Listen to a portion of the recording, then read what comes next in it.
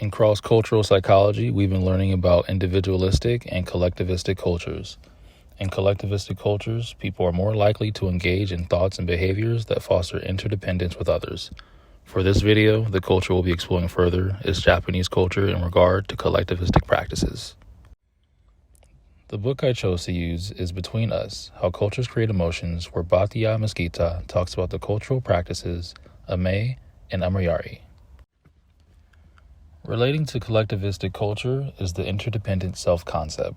In Japanese culture, people are often described as having this concept of self, where individuals are perceived as being part of a larger social unit, where their identities depend on relationships and roles with other in-group members. The other self-concept, which is usually described with Western cultures, is the independent self-concept, where identity is seen as coming from inner attributes that reflect a unique essence of the individual. The next video clip will talk about sleeping arrangements in Japanese culture. The baby sleeps with the mother, the grandmother with the little sister, father with the boy, and the grandfather sleeps alone.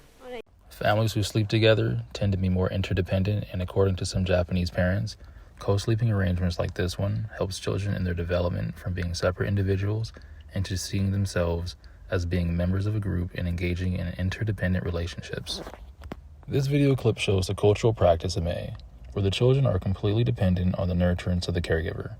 Here, the mother is very patient with the children, and eventually she will respond by teaching them Ameyari, where they will learn empathy and how to see from the point of view of others.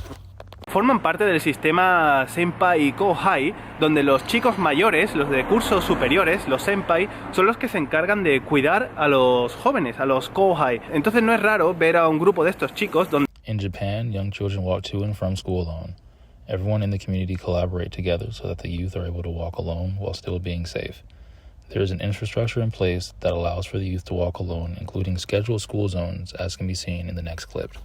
A esta calle de 8 a 9 no se pueden pasar coches porque school zone. Porque es la escuela, vamos, está aquí. Una zona de...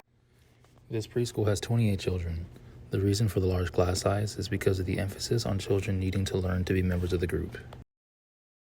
All in all, these cultural practices can be beneficial to my community because they promote empathy and foster a greater sense of group harmony.